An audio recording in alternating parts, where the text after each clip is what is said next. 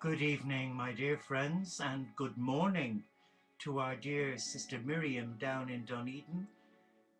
And it's lovely to have your company at this late hour, and it's lovely to welcome you, Jane. And I pray that those who've joined us and not logged in, you're more than welcome. Can you believe that tonight is series 10 of the Christian Mystics, and we're part 2 on the amazing journey of Mechtild of Magdeburg. And what an amazing mystic this beautiful soul is. So before we begin, let us just be still. Be still and remember the beautiful words of Meister Eckhart. If you never pray, and you only say the 2 words, thank you, you've performed the greatest prayer. The greatest prayer. So I would like to invite your hearts to light a candle for peace and intra-spiritual unity, not inter or interface, because they get lost in dialogue. But intra-spirituality is where we take the knowledge and put it into practice at grassroots level, like here, where we come together with no agenda to convert or coerce another, or leaving them feeling with soul entrapment. So we light our light for peace, but we also light it in gratitude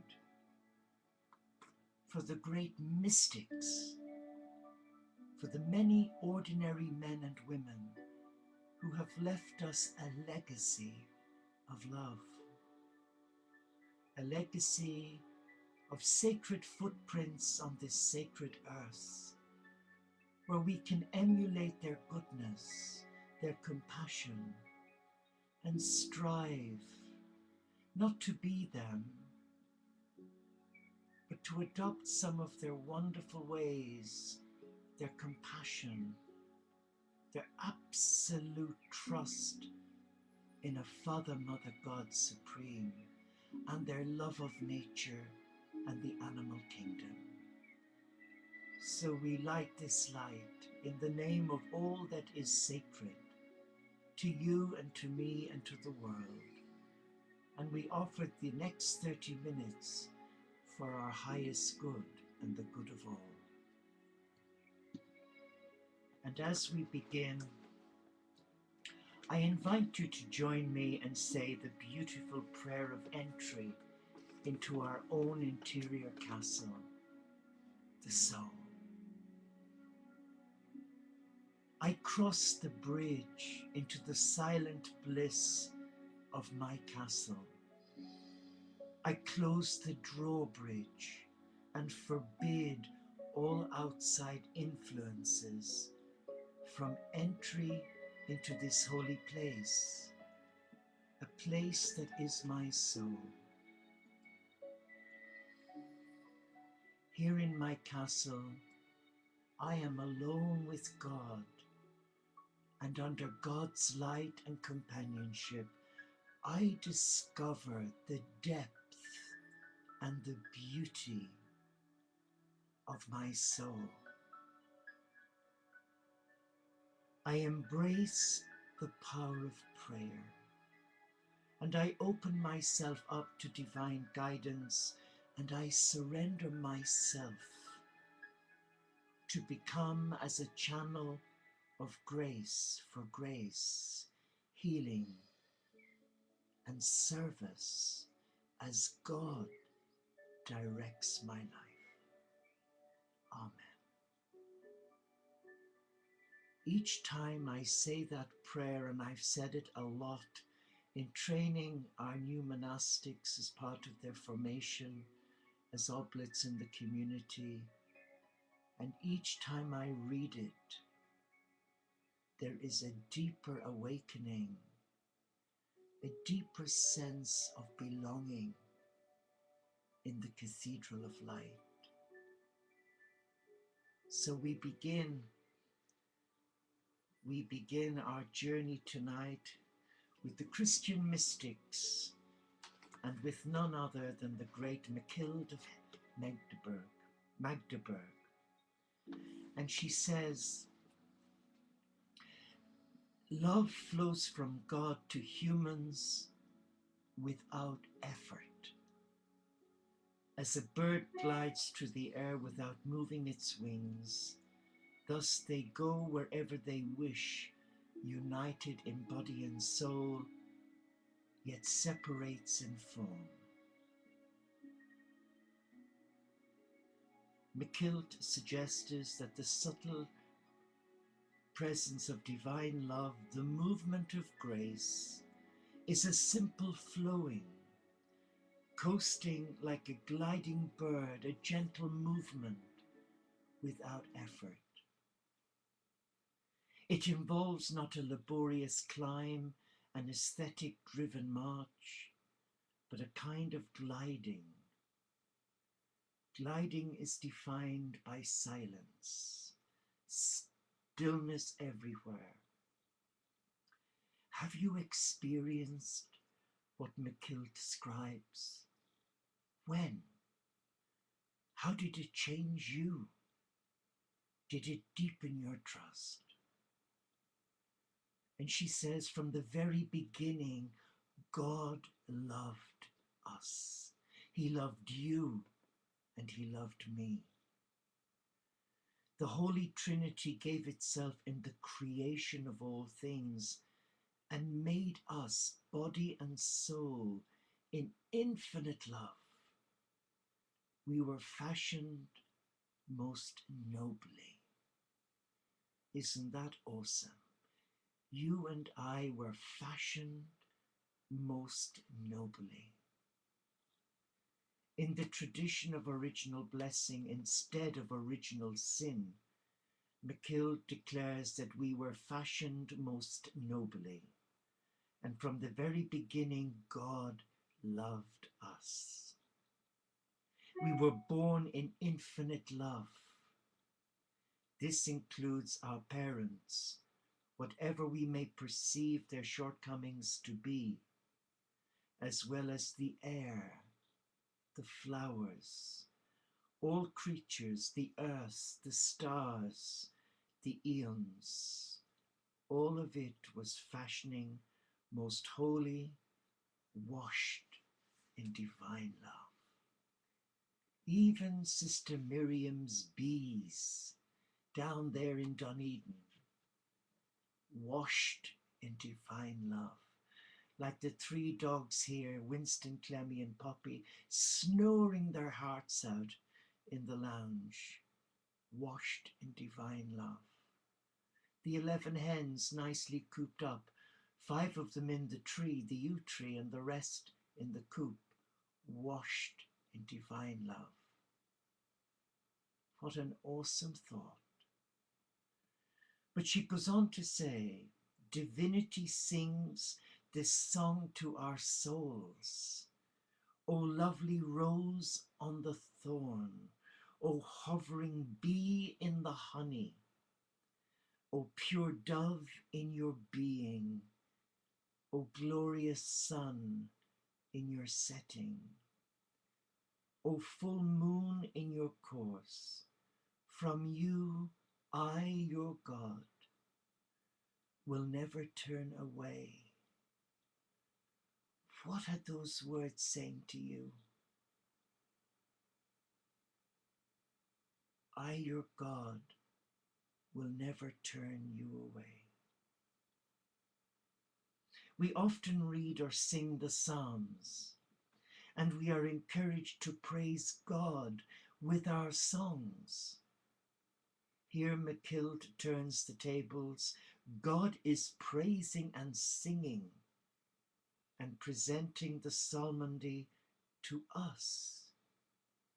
That's a nice change, isn't it? Have you ever heard divinity singing to your soul? What did or might it sound like? Well, I've got a vague recollection going back to 5 in the morning on the 8th of December 1968. It was winter, bitterly cold, frosty, foggy, where I was being received and ordained as a nursing monk in those early hours, and I felt something here. It was a shift, but I was too young, too inexperienced on the spiritual path to comprehend at 18 and a half years old. But now at 65, going on 66, when I read these words, I know that God sings to the soul of the beloved.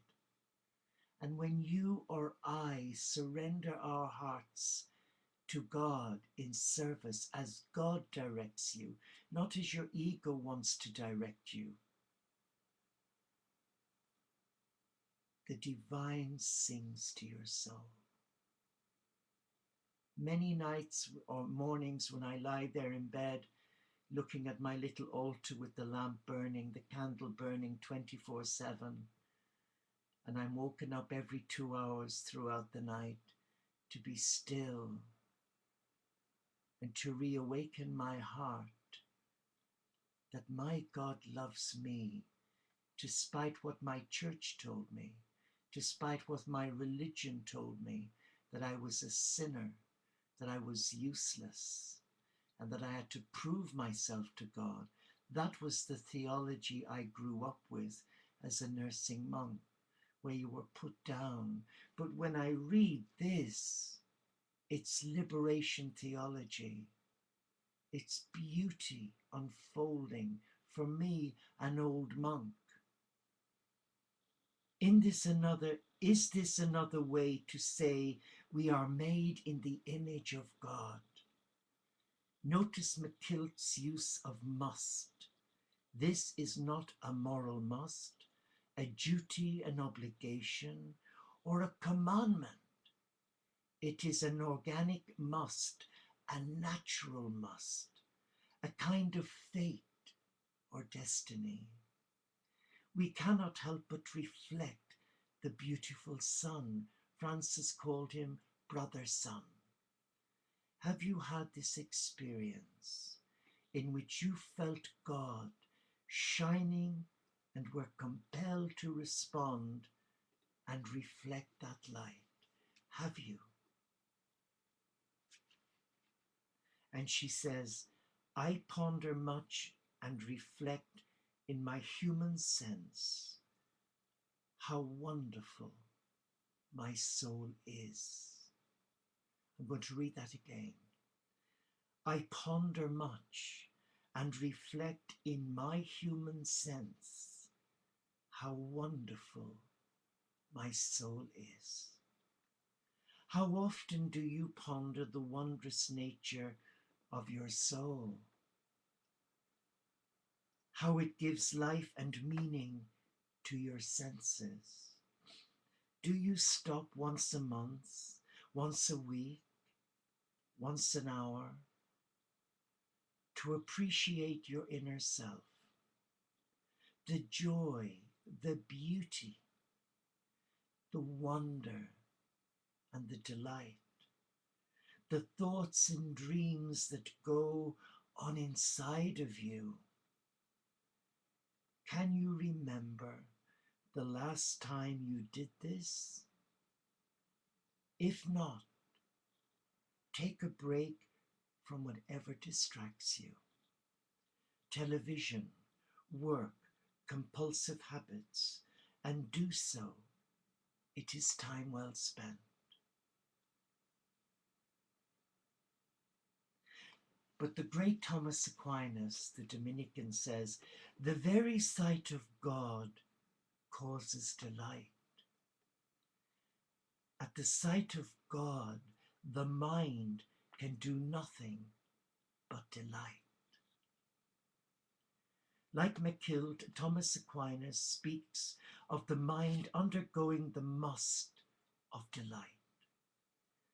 For Aquinas in the 13th century, mind was much more than the thinking brain of Descartes and modern European thinkers.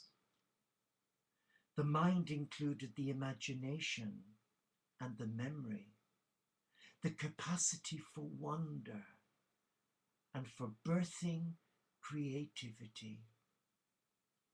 In the presence of God, Aquinas says, humans don't suddenly know, they delight. All doubt, skepticism, and even thinking give way to overwhelming delight. Is it important that our understanding excuse me, of human consciousness includes delight at its base? Can we give delight if we have not tasted it first?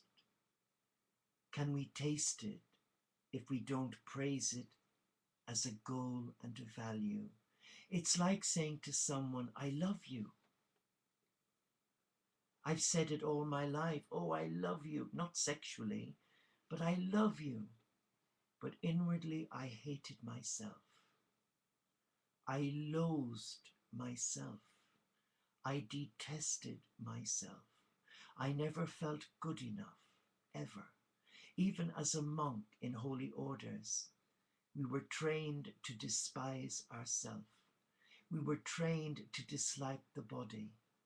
We were trained with that negative mindset that made many of us ill, and many are ill today in many of the monasteries. Many are on tranquilizers to try and blot out the nightmare. And that's fact. But today, I can honestly say in my heart that if I say I love you, it means that I love myself. I've embraced the divine in me. So when I say I love you, I mean it. Because I'm honoring the divine in me, who allows me love myself. But many despise themselves. They do not like who they are. And isn't it sad that many spend a fortune on various surgery to their face, their eyes, their breasts, their face, their tummy tucks. Many change their eyebrows and how they look. Why can't people just look in the mirror and thank God for who they are? That they've been created in the image and likeness of beauty. They are of noble worth, of noble birth. Maybe that's something to reflect on. Now, Thomas Aquinas says, joy is a human being's noblest act. Joy is a human being's noblest act. This is an earth-shattering statement. It turns the past 400 years of Western European thinking upside down. Aquinas, one of the great geniuses who ever lived, does not declare that rationality is our noblest act. Joy is joy. Joy is the beginning and the end of all we do. It is the best we do. If Aquinas is correct, we can ask, is our educational system operating from joy? Our media, our politics, our economics, our religions, our worship? If not, how do we change so that joy and nobility guide our souls and society again? How do we keep alive our nobility as a species? How do we keep it alive? How would you like to keep yours alive? So many of my fellow colleagues, monks and nuns that I worked with and lived with and prayed with over the years, not many have joy in their life.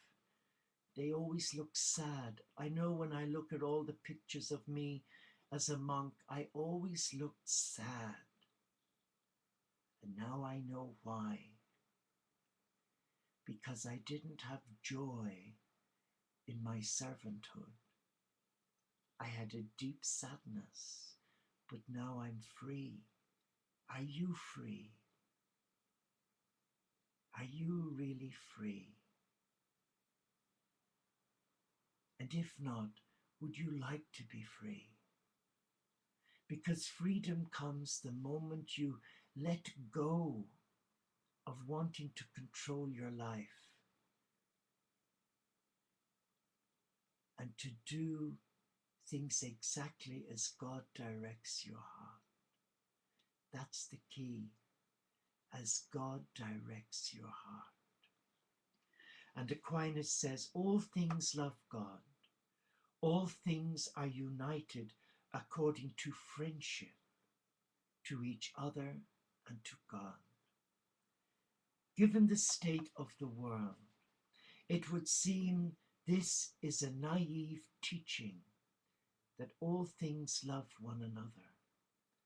From a brilliant but naive pre-modern thinker, or is this the mystic's way of recognizing what science today calls the interconnection of all things? If all things are interconnected, isn't there a wisdom in seeing all things as friends? Isn't friendship about interconnectivity?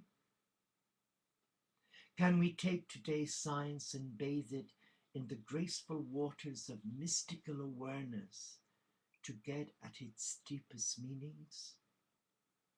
Aquinas may be teaching us the meaning of what today's science is rediscovering.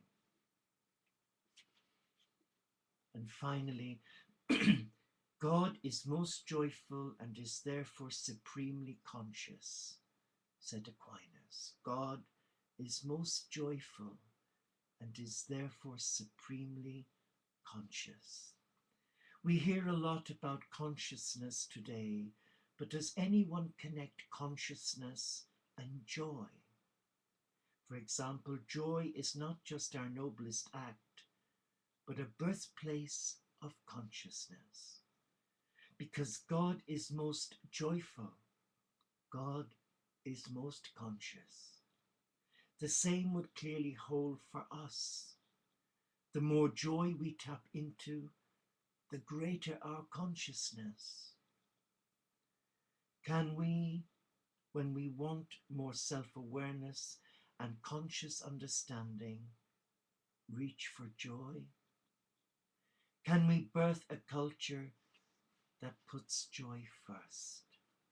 Well, let us end it there for tonight, and let us now come into the monastery garden. Let us be still in the presence of love. Let us come home to joy.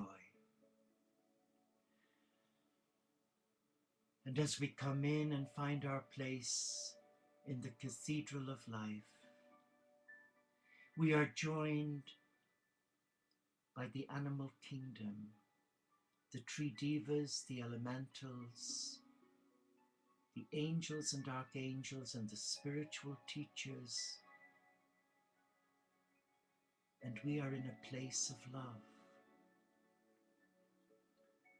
And all around us we see mirrors, beautiful golden mirrors, reflecting the rays of brother sun.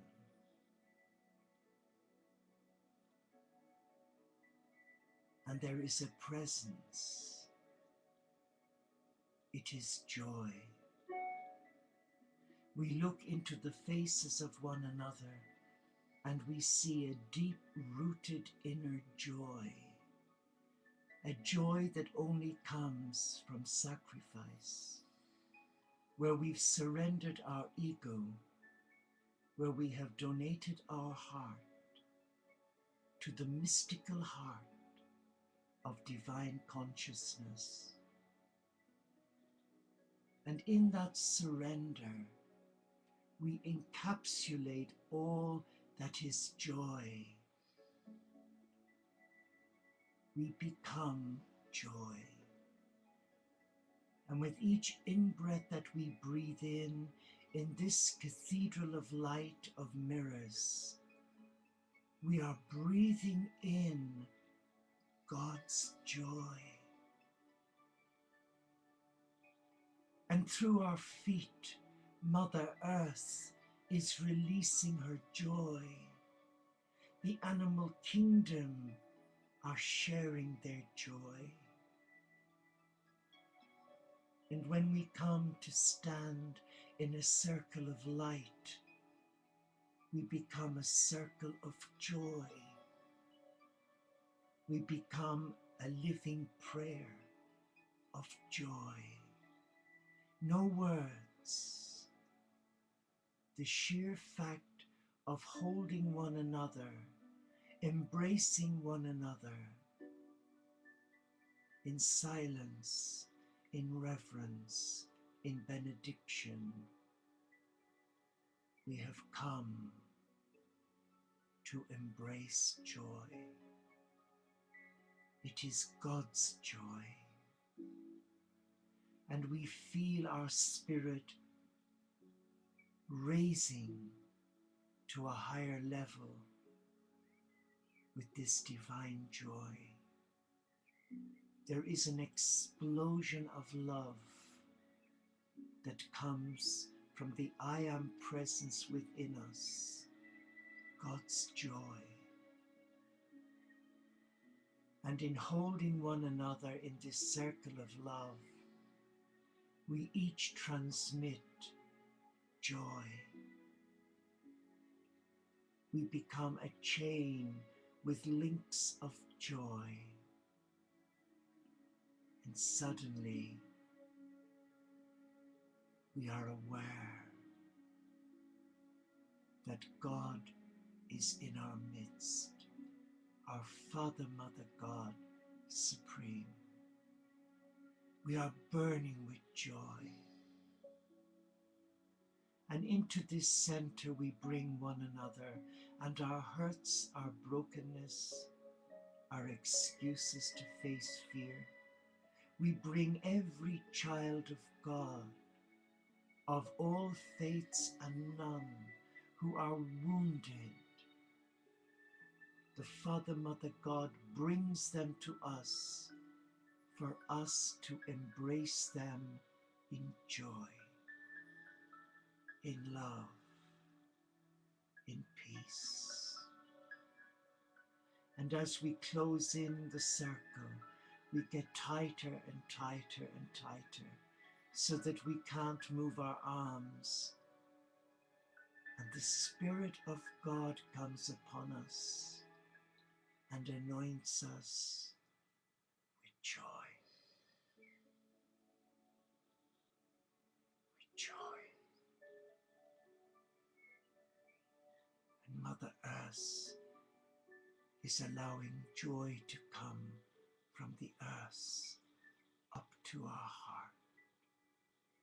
And the Spirit of God is bringing the joy from the celestial city down through our crown chakra into our heart, infused with joy.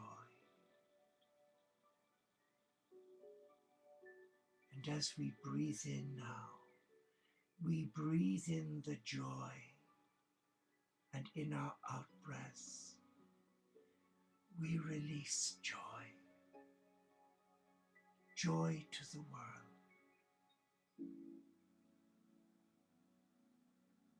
Joy to every child of God. Be still and feel the magnetic pull of joy. in your heart. Sense the presence of God, a God of joy, a God of peace and love. And stay in that center of joy and let nothing take it from you.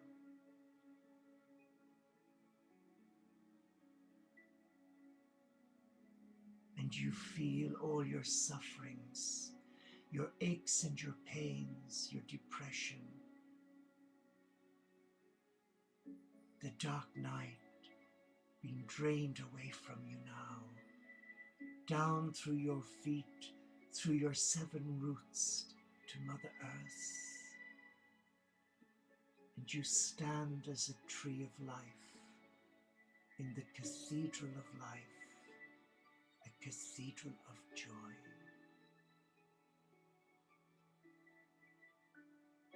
And it is time to come now, to hug, to bless and release, and to begin your journey home to where you are now, bringing with you renewed joy.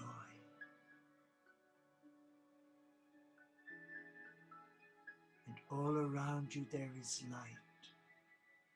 There is a benediction of joy where you live, in your workplace, with your family and loved ones and all your pets.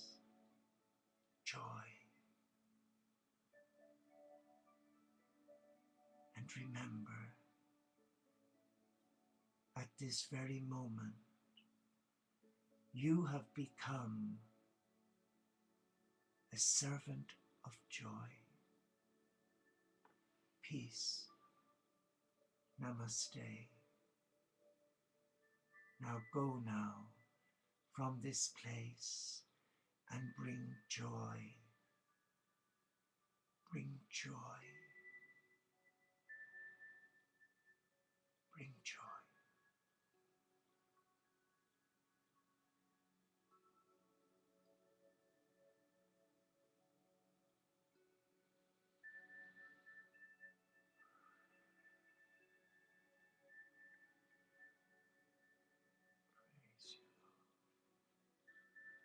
Praise you, Jesus.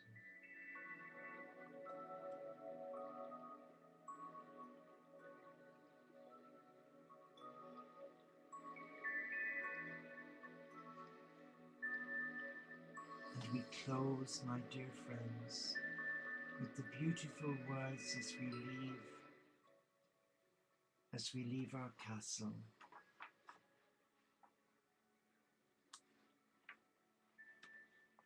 And we say these words in joy. I am a channel of grace.